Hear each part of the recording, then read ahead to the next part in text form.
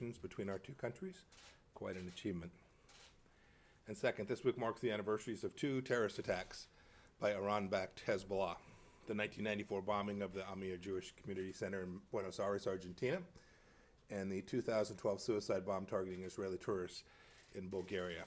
We continue to exert maximum pressure on Tehran and call on all responsible nations to join us in that. Now to the events of the day. Yesterday, President Trump signed the Hong Kong Autonomy Act and announced a series of actions through a presidential executive order. As he said in May, if China treats Hong Kong as one country and a single system, so must we. General Secretary Xi Jinping made a choice to violate the Chinese Communist Party's promises to Hong Kong that were made in a UN-registered treaty. He didn't have to do that. He made that choice. We have to deal with China as it is, not as we wish it to be. Other nations are arriving at the same conclusion. Australia and Canada have suspended their extradition treaties with the territory. I leave on Monday for a quick trip to the United Kingdom and to Denmark, and I'm sure that the Chinese Communist Party and its threat to free peoples around the world will be high on top of that agenda. We'll certainly take time to discuss the UK's commendable decision to ban Huawei gear from its 5G networks and phase out the equipment from its existing networks. The UK joins the United States and now many other democracies in becoming clean countries, nations free of untrusted 5G vendors.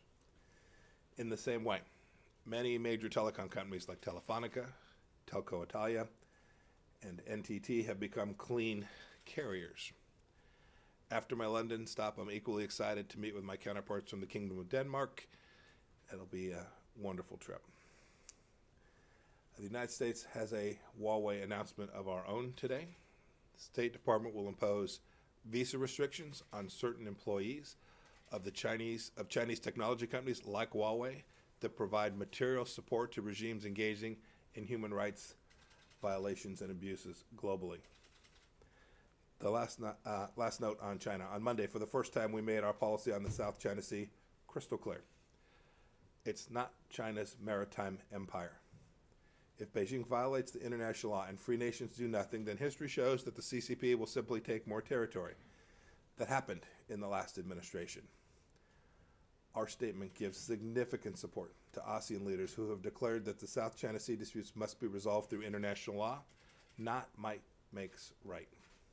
What the CCP does to the Chinese people is bad enough, but the free world shouldn't tolerate Beijing's abuses as well.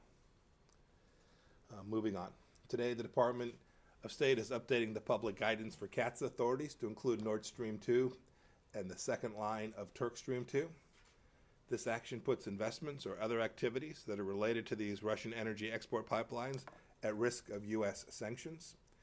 It's a clear warning to companies aiding and abetting Russia's malign influence projects will not be tolerated. Get out now or risk the consequences. Let me be clear, these aren't commercial projects. They are Kremlin's key tools to exploit and expand European dependence on Russian energy supplies.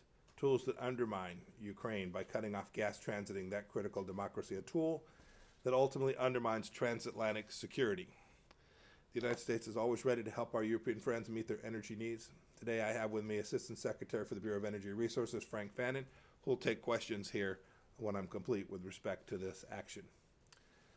A second Russia-related matter. I want to express the United States' deep sadness at the reported killing yesterday of a Ukrainian military medic. We join the people of Ukraine in condemning the ongoing brutal aggression of Russia-led forces in the Donbass and pay tribute to Ukrainians killed and wounded fighting for their democracy. To Africa. The United States and Kenya launched the first round of negotiations for a bilateral free trade agreement on July 8th. Our vision is to conclude a comprehensive, very high standard agreement with Kenya that can serve as a model for the entire continent. In the Caucasus region, the United States is deeply concerned about the recent deadly violence along the Armenia-Azerbaijan international border. We offer our condolences to all of the victims. We urge the sides to de-escalate immediately and reestablish a meaningful dialogue and a ceasefire to resume substantive negotiations with the Minsk Group as co-chairs. A little closer to home. Today I'm announcing visa restrictions on individuals responsible for or complicit in undermining democracy in Guyana, Immediate family members of such persons may also be subject to restrictions. The Granger government must respect the results of democratic elections and step aside. A few weeks back, I think right here, I called out the Pan American Health Organization for failing to disclose details of the mice Metagos program that used Cuba's slave trade and doctors to rake in more than $1 billion.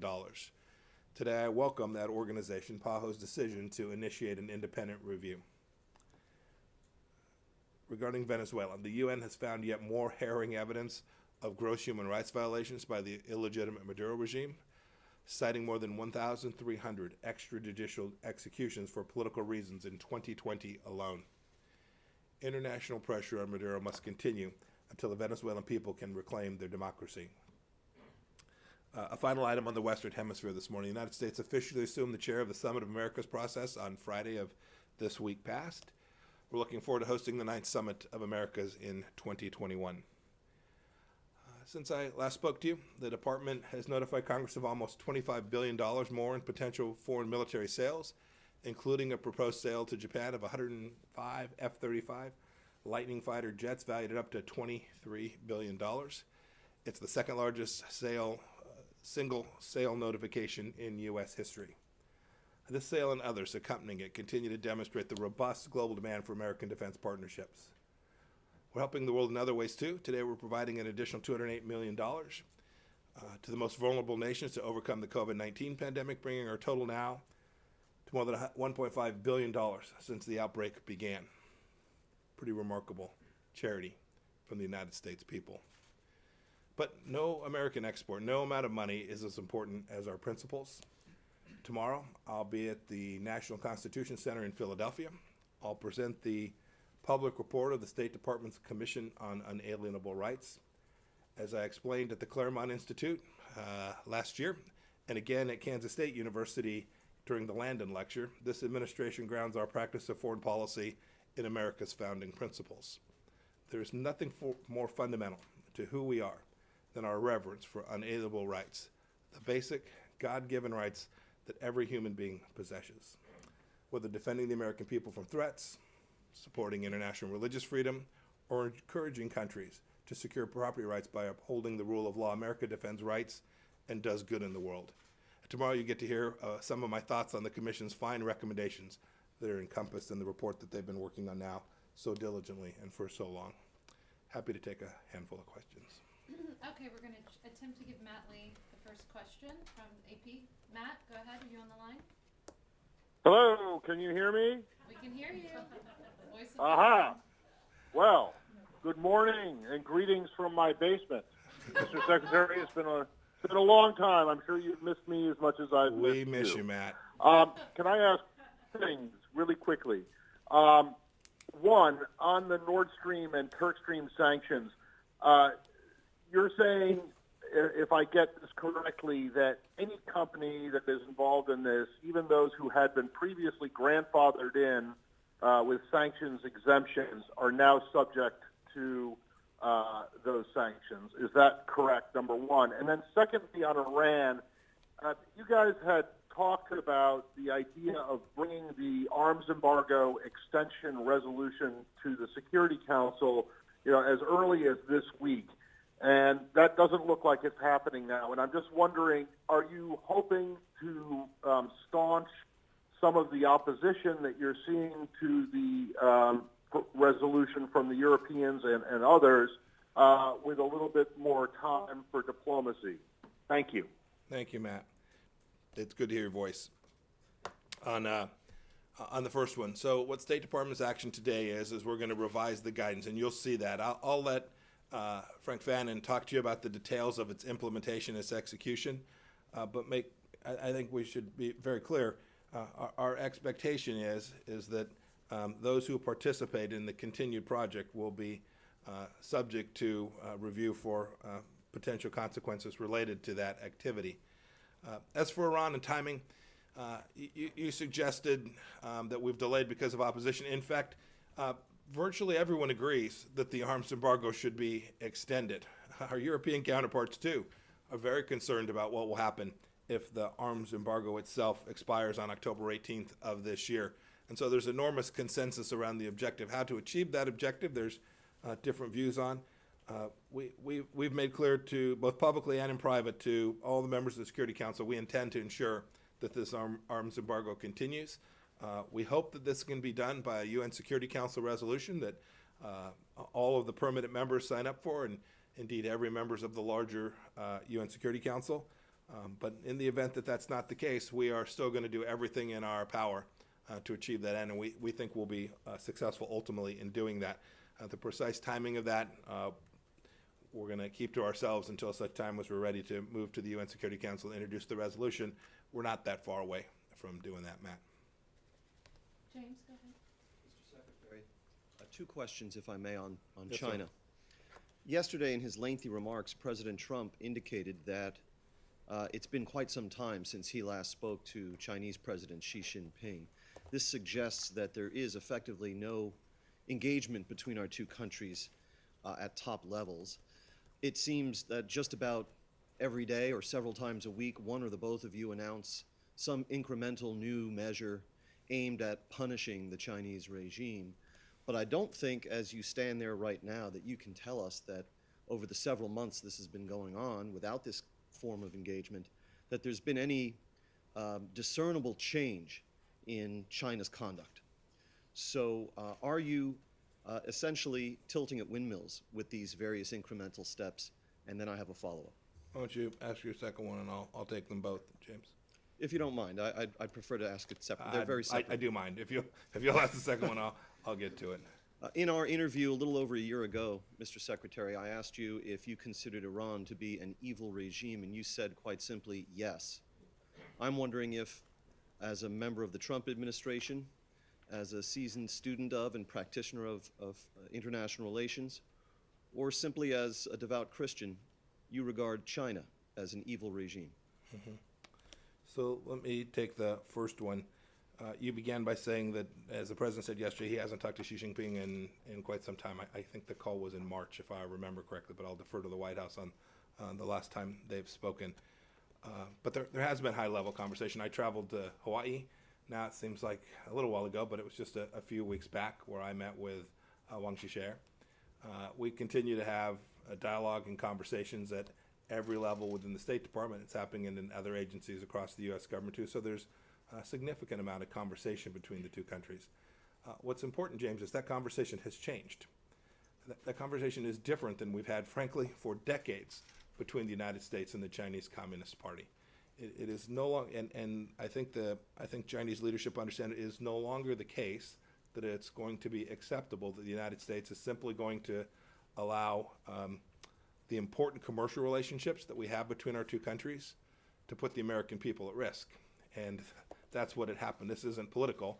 This is multiple administrations across both of the major political parties, where for an awful long time our policy simply reflected allowing China to engage in behavior that was radically unreciprocal, enormously unfair to the American people, and frankly put America's national security at risk.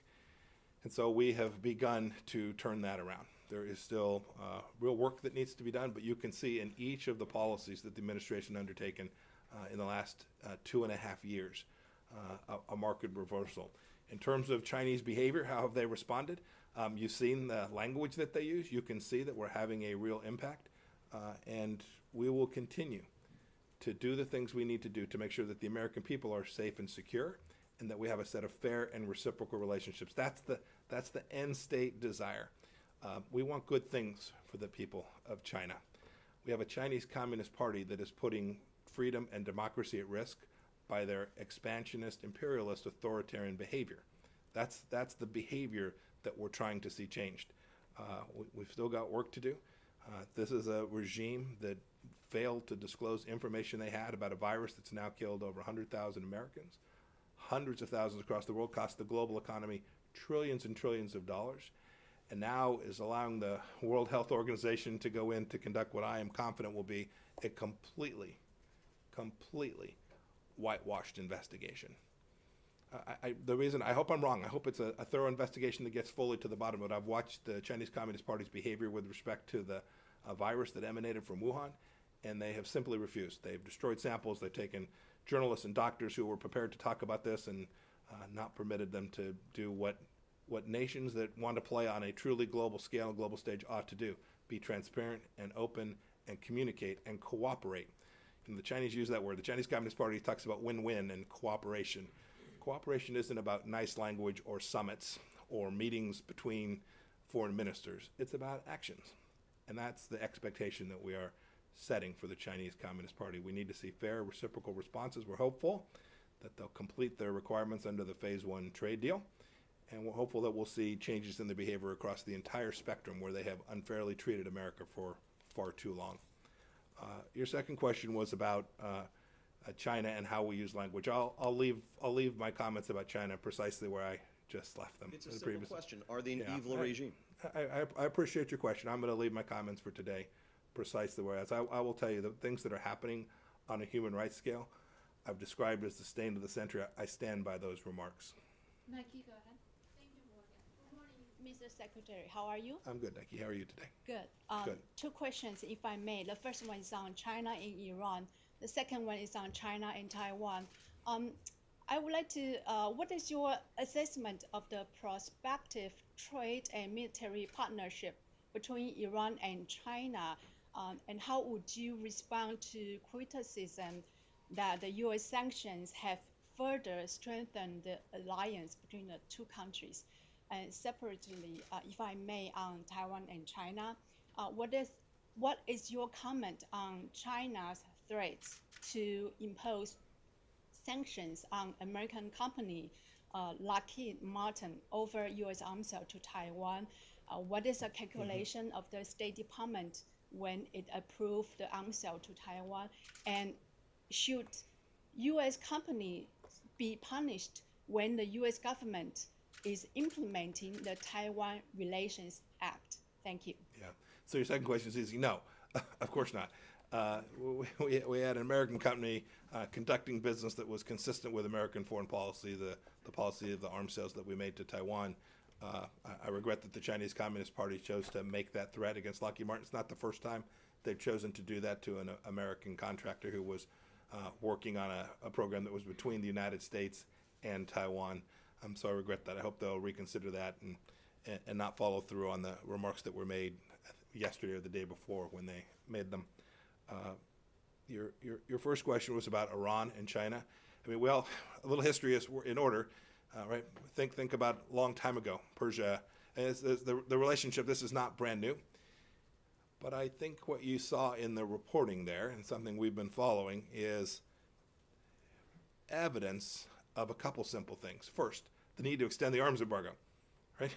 Now we have reporting that suggests that not only when the arms embargo will expire does the Secretary of State of the United States believe that China will sell weapon systems to Iran, but the Iranians believe that China will sell systems to Iran. And indeed, they have been working on it, waiting for this day, waiting for midnight on October 18th for this arms embargo to expire. I think Europeans should stare at that and realize that the risk of this is real, and that the work between Iran and the Chinese Communist Party may well commence rapidly and robustly on October 19th if we're not successful at extending the UN arms embargo.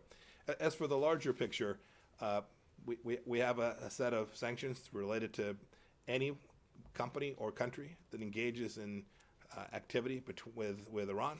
The sanctions are clear. We have been unambiguous about enforcing them against our companies from allies, countries from all across the world. We would certainly do that with respect to activity between Iran and China as well. Sarah, go ahead. Good morning, Secretary. Two questions, if I may. First on... Yes, that seems to be the rule today, yeah. so yes. From Channel 4 News in the UK, I know you've commended the UK's decision on Huawei. The decision is very much based on US sanctions, and the policy may change if the US sanctions change. Is there any idea for a review on those sanctions? And secondly, with the coronavirus, of course, there's been restrictions on visas for UK citizens entering the US. Both governments pride themselves on a very special relationship. Is there any notice of those restrictions being relieved? I hope so.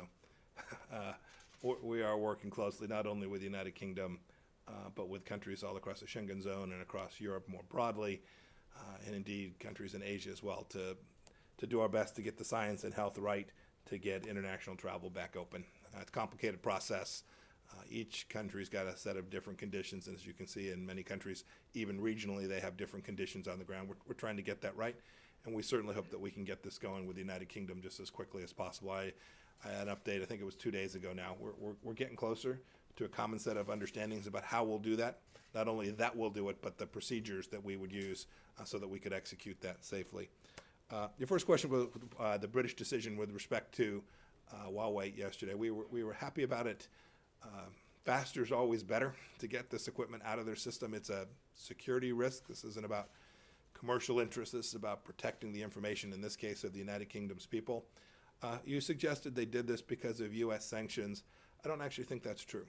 I actually think they did this because their security teams came to same conclusion that ours have, is that you can't protect this information. This information that transits across these untrusted networks that are of Chinese origin will almost certainly end up in the hands of the Chinese Communist Party. And so I think they did this for the right reasons. I think they did this to protect and preserve and secure the freedoms of the people of the United Kingdom. And I'm confident they'll continue in that policy. I think Prime Minister Johnson got complete right end of the stick on this one. I'm pleased to see that, and I'm pleased to see this is happening all across the world. The tide is turning. I remember questions from you all a year and a half ago that said, oh my goodness, it's just the United States. I think the work that's been done and the work that we've enabled to be done all across the world is now making clear to everyone, and that there is a real security risk. Now every nation is simply asking the question, how do you do it? What are the commercial impacts? How quickly can you move in that direction? And how do we ensure that we have available cost-effective solutions that don't subject our people to the risk that comes from having this infrastructure inside of the countries? I think in fact the tide has turned there, and you'll see this continue in countries all across the world. And you're seeing the world's biggest telecom providers share in this same concern. I listed a few today. I listed a few the last time I was up here. Maybe it was the time before. You're seeing private telco providers understand the risk that their companies bear from putting these untrusted vendors in their networks as well. Michelle, go ahead. Thank you, Mr. Secretary. I have two questions too. You were disappointed by Turkish decision to turn Hagia Sophia back into a mosque. Are you considering any sanctions on Turkey? And on Lebanon, news reports say that Hezbollah and the government are waiting for the U.S. presidential elections outcome to decide what to do. Do you have any advice for them? So with respect to Hagia Sophia, we were disappointed. We regret the decision that the Turkish government made. I don't have anything else to add to that. As for Lebanon, I just don't have anything else to add this morning. As for Lebanon, the Lebanese people have a simple set of demands. It's really very straightforward. They don't want corruption. They want a government that's responsive to the people.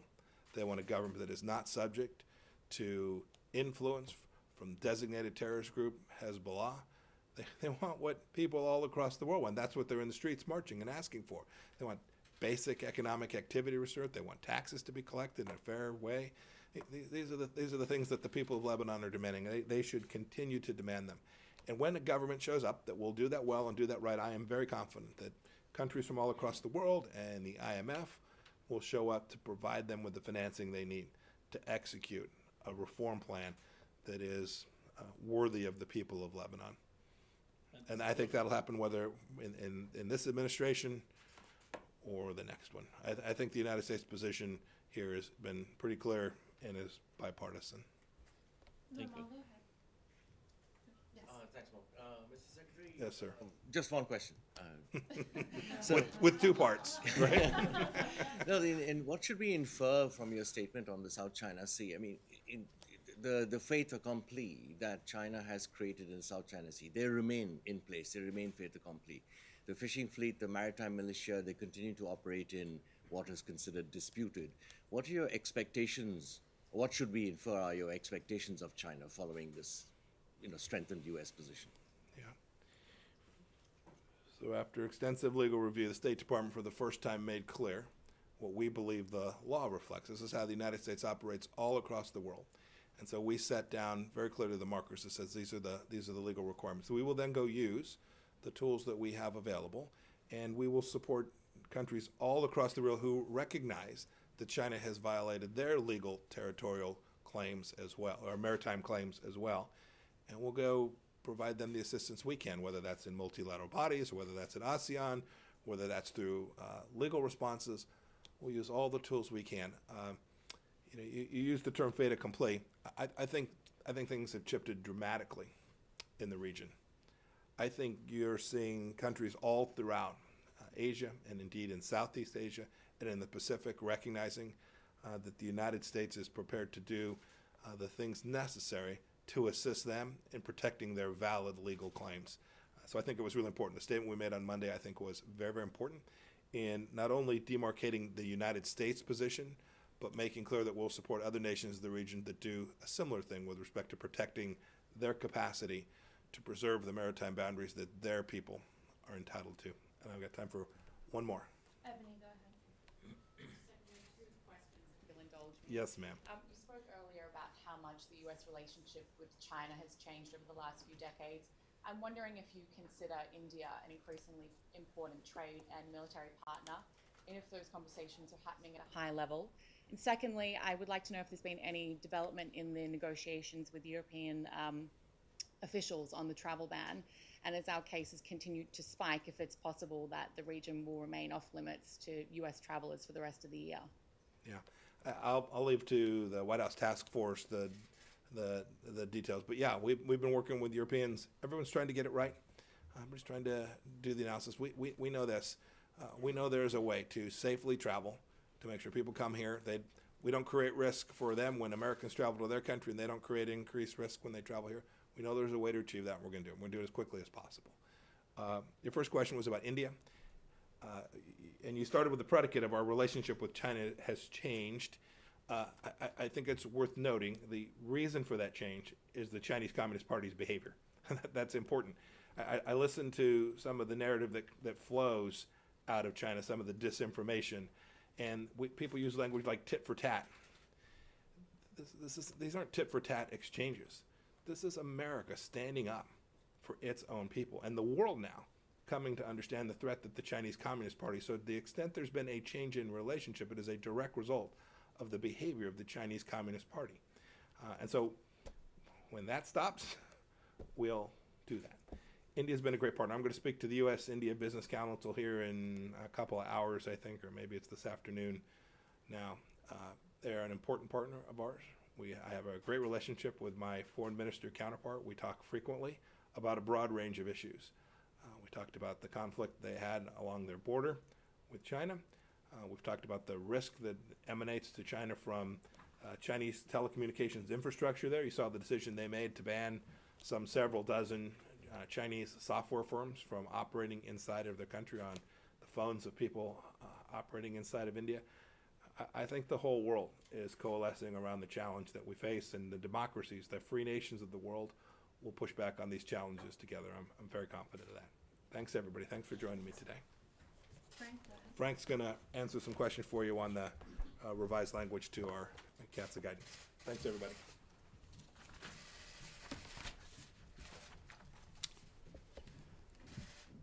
Good morning. Thank you to Secretary Pompeo for his leadership on this important issue. I'm also joined by Deputy Assistant Secretary for Russia, Chris Robinson, who's available to answer any questions about Russia in the context of the Secretary's announcement. As the Secretary indicated, the Department of State is taking new action against Russia, against the Kremlin, to demonstrate our continuing opposition to its Nord Stream 2 pipeline and others like it. The United States has been clear in its support for the rights of our European allies and partners to have reliable choices for energy, choices that are not conditioned on political and military pressure from the Kremlin. We've been hard at work assisting and promoting more energy options for Europe. These options include successes in Belarus, Croatia, and Lithuania, among many others. In contrast, the Kremlin has continued to push Nord Stream 2 in its effort to exploit and expand European dependence on Russian energy. Ukraine's energy infrastructure serves as a deterrent to Russian aggression, yet the Kremlin now seeks to undermine Ukraine by making that infrastructure obsolete. The action Secretary Pompeo announced today is intended to counter Russian malign influence. Our action sends a clear signal about this administration's determination to use the tools we have. We aim to support transatlantic energy security goals. The administration's deep and long-standing concerns are shared by a strong bipartisan majority in Congress. That includes concerns about Nord Stream 2 and the second line of Turk Stream, another Kremlin-backed pipeline project in southern Europe. The Department of State is issuing updated public guidance for Section 232 of CAATSA, the Countering America's Adversaries Through Sanctions Act, in order to expand implementation of the act. This includes investments or other activities related to a broader scope of Russian energy export pipelines for Nord Stream 2, as well as the second line of Turk Stream. We know Russia's Gazprom is attempting to protect its decades-long near monopoly for supplying gas to Europe. Today's update to CAATSA goes a long way to buttress our overall diplomatic approach. We're working with our European allies and partners on projects that diversify rather than limit their options. Our ultimate goal is to enhance transatlantic energy security by way of expanded energy suppliers, routes, and types of fuel, including investments in renewables and nuclear energy. Thank you, and with that, I'm happy to take a few questions. Let's try the phone line again, want to test it out. Do we have Will Malden from the Wall Street Journal? Will? No? Okay. What about Lara Jakes, New York Times? Our phone line died? Okay. Yeah, I called them both. Not working. Okay. Nick, go ahead. Good to see you. On the Nord Stream sanctions, you just mentioned that you want to give European allies more choice for energy security, but it sounds a little like if they make the wrong choice, in other words, continue with Nord Stream 2, that you're going to threaten sanctions against them. That doesn't seem like much of a choice. Well, in terms of the choices, we've been hard at work at helping the diversification efforts in Europe. The Secretary spoke to a few of these, referenced some of these. I mean, Belarus, for example, has expanded its suppliers of crude oil beyond Russia. Lithuania has an LNG import vessel that brings gas from Norway, among other sources. Poland is expanding LNG terminals and considering floating LNG and sourcing through Norway as well. Many other European countries, Ukraine, Greece, Bulgaria, Serbia, Croatia, Italy, and Romania, are further diversifying their ways away from European energy. So our work is longstanding in terms of the diversification objectives. We're very pleased by the trend line and continue to see that through. But just to be clear, if Germany does proceed, or German companies do proceed with partnership with Russia on Nord Stream, they will face U.S. sanctions under CAATSA, is that right? We've been clear for 2 years now that any parties involved in the Russian natural gas export pipeline business faces sanctions risk. We've been clear about that. Continuing on, what has changed is the continued escalation on the part of the Kremlin on this, and this is a direct response to that in terms of that guidance change. Okay, for our next question, let's try the phone lines once again. And could we try the line of Connor Finnegan? You probably just answered all the questions. Okay, so we'll keep it in the room here. Let's go to Hallie in the back. Thank you. I actually have a question for Chris, if that's okay. So I'm just wondering, broadly speaking, how you would characterize U.S.-Russia relations at this moment in time. And yesterday, on a phone call between Secretary Pompeo and Foreign Minister Lavrov, they discussed a possible P5 meeting in the near future. I'm wondering if you can provide any more details and why it would be a good idea for President Trump and President Putin to meet at this moment in time. Sure. So I don't have anything specific on the P5, but I do think it speaks to the broader effort. And that is, and the president's been clear, it would be in our interest to have better relations with Russia. We have a range of dialogues with the Russian government across a range of different issues. But for that dialogue to improve and for the relationship to improve, Russia needs to end its aggression, whether it's in Ukraine or whether it's interference in our internal affairs or the affairs and the elections of our friends and allies. Russia needs to cease its aggression for that bilateral relationship to improve. So we continue to talk to them, but like with the action we're taking today, we're also taking steps so that we can effectively and consistently counter Russian aggression and work with our allies and partners to do so. And has there been any progress in U.S.-Russia relations, would you say, over the past year? In some ways, there has been. We've begun discussions on arms control and strategic stability, as you've been briefed on in the past. We have resumed a U.S.-Russia counterterrorism dialogue in order to protect our national interests. We've had very frank conversations about where we disagree, whether it's interference in our affairs, Russia's own treatment of its own citizens. We have a very frank conversation about that because we have the dialogue channels. But we've also been effective at countering Russian aggression. And again, the action today helps us reinforce that message so that hopefully over time we can get the relationship on a better footing. Thank you. Yeah, back to Nord Stream and Germany. And the question is, when you say you're adjusting the guidelines, does it mean that you are not getting the concern from the European side that you were expecting for your cause and addressing Russia? And if so, why not? I'm not quite sure I understand the question. So when you talk to your European partners, Yeah. and you're saying now you have to adjust the issue of Nord Stream with the new sanctions in broader Yes. way, is it that when you talk to your European partners, Germany, France, etc., is it that you don't get the same level of concern about Russia that you have, and if so, why? We see a growing concern in Europe for Russia's ability to use energy for malign purposes. But in terms of the specific countries, why don't I ask Chris to comment? Sure. I think you see a growing majority of countries that are concerned about Nord Stream 2 and the impact it would have on European energy security, or, as Frank laid out, enabling Russian aggression. And so we are adding our voice to those European voices today that are concerned about Russian aggression, and how do we effectively counter that. The tools that we have made available today help reinforce that message.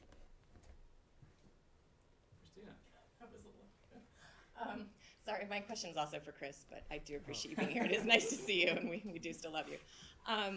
In the Lavrov call yesterday, I'm wondering if the topic of Russian bounties in Afghanistan came up and if that was discussed. I can't get into all of our discussions. I think the Secretary's been very clear that we have a frank conversation with Russia with regard to Afghanistan. We have taken steps to address all threats, and we will continue to do so, whether it's from Russia or Iran or any other actor. We will take the steps necessary. But I think, sort of pivoting back to what we're talking about today, we are consistent about pushing back against Russian aggression. That's what we're doing today with our steps with regard to expanding CAATSA authorities to protect European energy security. And we will be and have been consistent in pushing back on Russian aggression wherever we find it. You can't say if that specific issue was addressed. Again, I don't have anything to address on that conversation, but the Secretary's been very clear about Russia and Afghanistan. All right, let's take one last swipe at going to the phone lines. And let's try Will Malden from Wall Street Journal.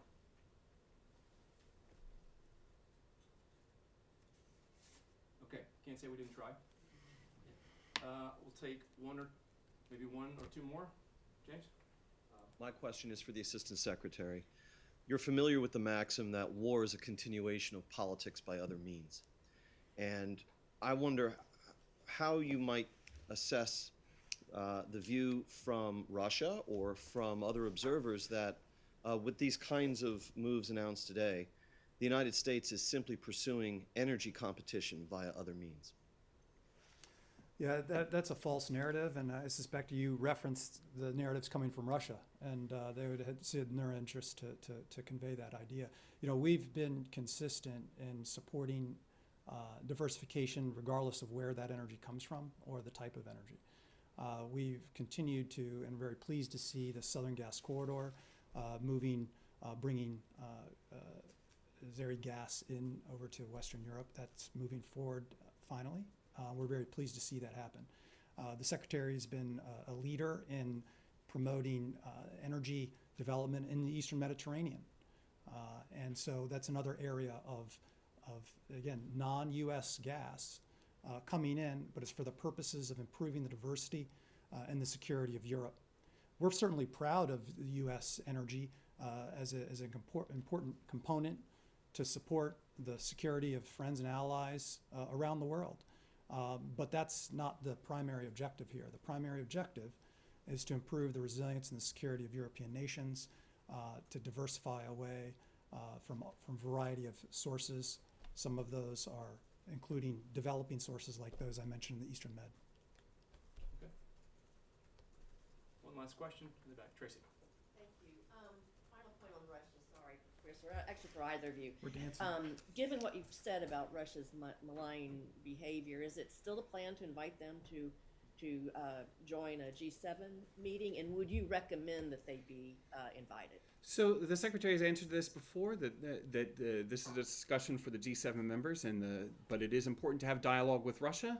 But we've also been clear and consistent about calling out Russia and holding Russia to account for its malign activities. And so those two elements of our bilateral relationship will continue, and we will continue to do that in partnership with our G7 partners and with all of our NATO and European allies and partners. All right. Thank you. Thanks. Thank you.